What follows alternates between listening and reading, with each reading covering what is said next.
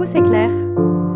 Alors bienvenue dans cette dernière vidéo de la série des voyages intérieurs 10, le chemin vers le bonheur. Alors, cette vidéo, je bug un peu, c'est pour te dire que la baguette magique, elle est vraiment entre nos mains.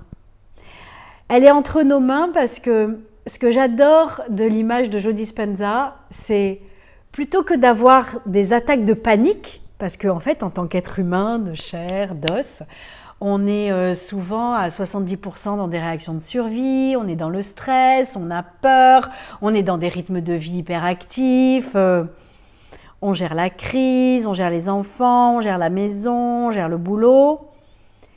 Et plutôt que d'avoir des attaques de panique permanentes, parce que finalement, et puis nous les femmes encore plus, parce qu'on est multitâches, en même temps qu'on travaille, il faut qu'on remplisse le frigo et puis qu'on amène les enfants chez le dentiste et l'orthodontiste.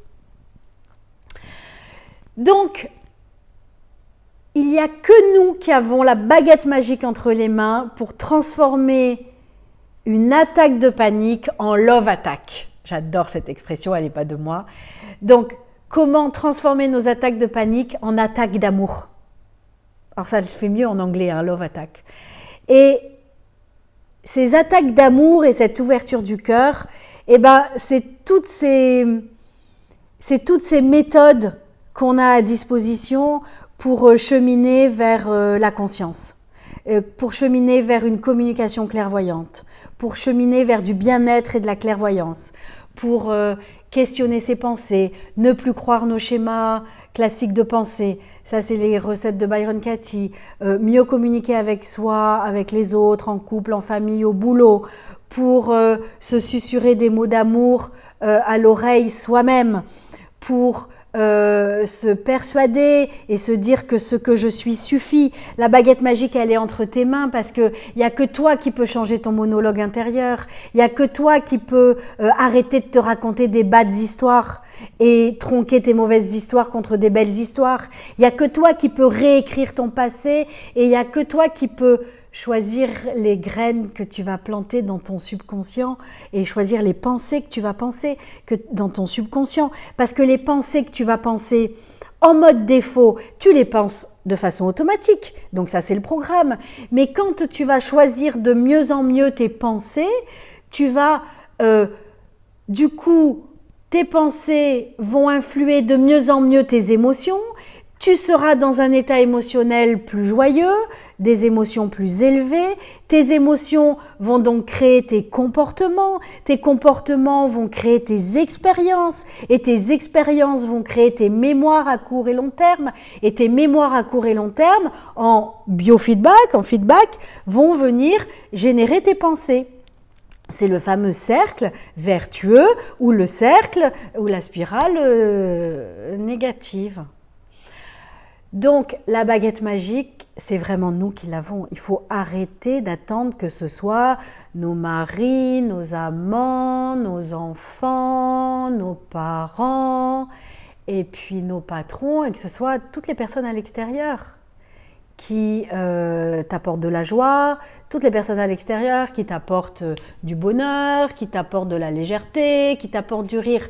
Alors oui, on est en joie, on est à la légèreté, on est en rire, comme on est des animaux sociaux quand on est avec les autres. Donc très vite, on confond que ce sont les autres qui nous amènent ça. Des fois, moi, je suis en super rébellion en disant « Mais comment veux-tu être joyeux si je suis toute seule ?» Des fois, c'est vachement plus cool, autour d'un verre de vin, à plusieurs, de se prendre des grosses parties de fou rire. Mais en fait, on va être dans un état permanent de mendiant si on n'arrive pas peu à peu à prendre conscience que cette baguette magique, c'est nous qui l'avons. Et une autre des phrases de cette Marissa Peer dont je parle donc dans ce voyage intérieur numéro 10 et que je retiens comme une phrase hyper précieuse, et je pense que j'en écrirai un voyage hors série. J'ai envie de te laisser sur cette idée-là, sur la baguette magique, c'est « Il n'est jamais trop tard pour avoir une enfance heureuse ». Il n'est jamais trop tard pour avoir une enfance heureuse. Et donc, c'est un leurre total que d'aller se connaître, essayer de voir qu'est-ce qui, de quoi a généré ça dans mon enfance, dans mon passé. En fait, ok, Si tu as besoin que tes parents te disent que tu aimes, ou si tu aurais aimé qu'ils te disent qu'ils t'aiment, si tu aurais aimé ne pas être abusé, si tu aurais aimé avoir plus de valorisation, si tu aurais aimé avoir plus de confiance, avoir plus d'écoute, avoir plus de confort, avoir plus d'argent, avoir plus de voitures, je ne sais quoi chez tes parents, alors donne-le toi aujourd'hui. Commence à te dire les mots d'amour que tu aurais aimé qu'on te dise. Commence à te donner cette confiance et cette valorisation que tu aurais aimé que tes parents te donnent.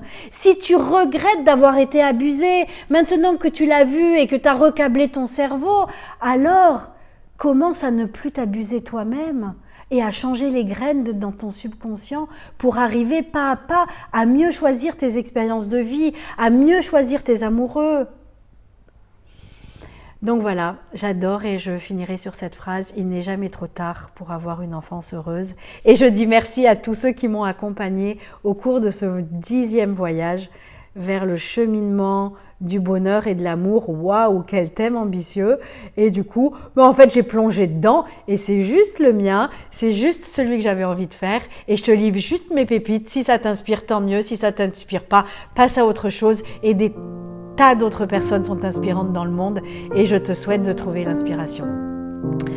Donc je te dis merci, au revoir et à bientôt.